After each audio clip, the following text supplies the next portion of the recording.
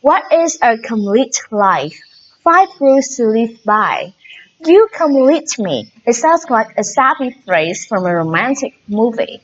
Sometimes, however, we do have experiences that make us feel that way. Imagine the feeling you have after eating a delicious meal and biting into an equally decadent dessert.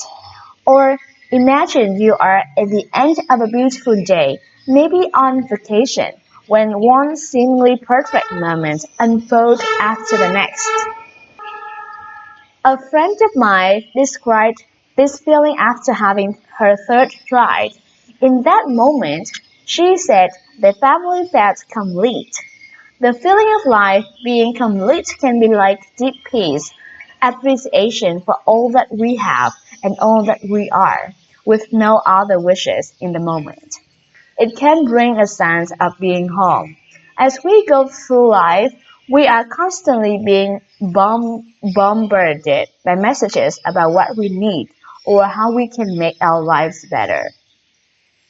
However, the feeling of completeness is not about reaching some outer goal that we can check off our list.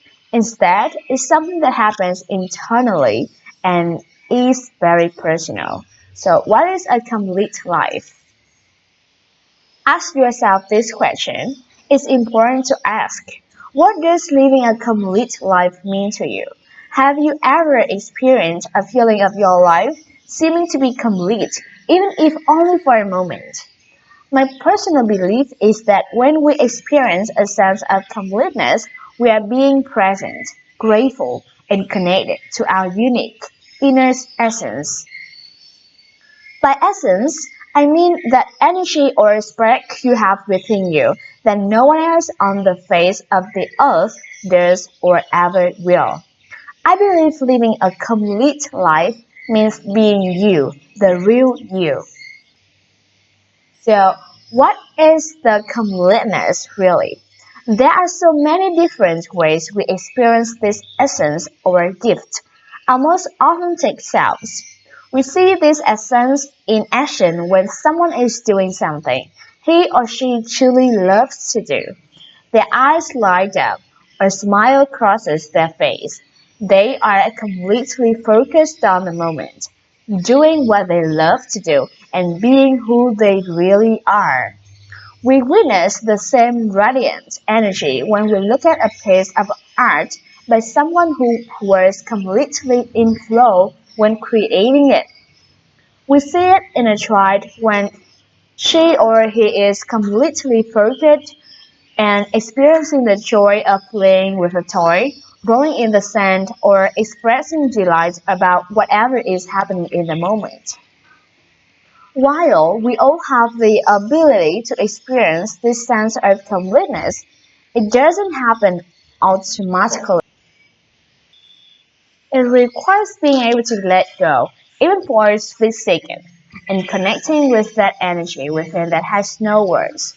It is already complete, just as it is, unique and almost magical.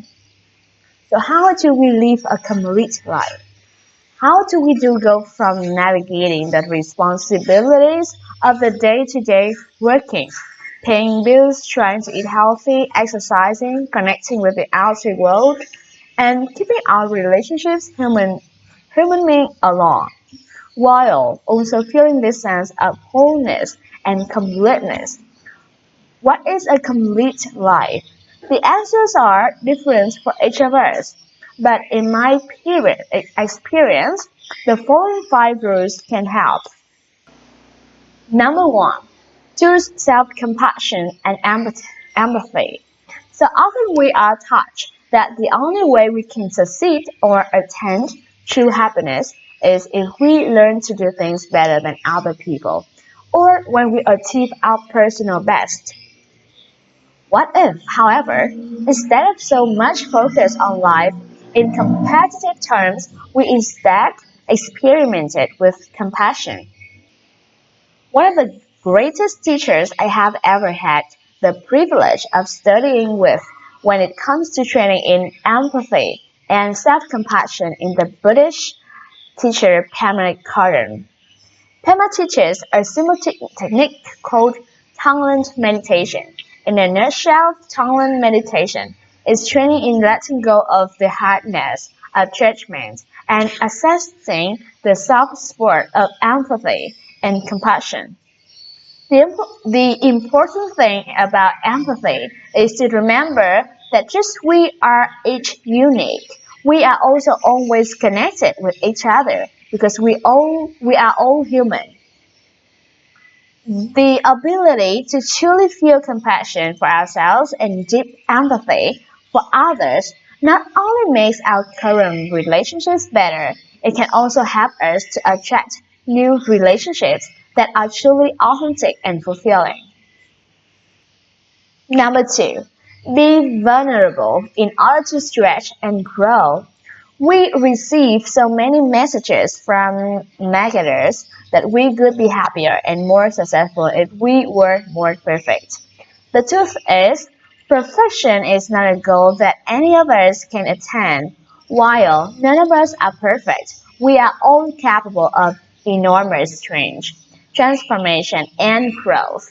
When we shift our perspective to seeing life as an adventure, an opportunity to grow and learn and adapt a growth mindset, we begin experiencing the joy that only comes from stretching. In this way, living a full, complete life isn't about achieving specific goals, but rather about discovering new ways to connect with that part of ourselves that is unique, complete, changing, growing, and expanding all the time. The ability to stretch and grow helps us to experience life as a series of complete moments rather than an end goal unto itself. Number three, give back and help others. We each have something unique to offer the world. Research shows that knowing that the small role we play is making a positive difference makes us happier and healthier and has a positive effect on our resilience. Ask yourself if there is one simple way you could make someone's life better today. Pay attention to what you choose. When we find a way to make a difference that also resonates with our unique gifts and who we really are, we reach a new level of fulfillment. Your unique way of having made light the way to a greater sense of purpose that could have made your life feel more complete. Number four, listen to your intuition. For years, I have been studying and teaching ways we can each access our intuition more easily. I am often amazed both how easily we can each access answers for our lives when we take a quiet moment to connect. We receive so many messages about what is right and wrong that we often forget to tune into and trust ourselves. By simply sitting in silence or meditating on an open-ended question, however, we can easily and effortlessly gain powerful insights about what is right for us in our lives. Other ways to access our intuition include journaling, writing down our dreams, listening to how our body feels when we are around certain people or doing certain tasks, and asking ourselves specific questions about what we need most and paying attention to the first thing that pops into our mind. Number five, do what you love. Research shows that when we do what we love and do that in a state of flow, we find our way not only to happiness but also to greater success and overall well-being. You don't have to do what you love as a career. You don't even have to be good at it.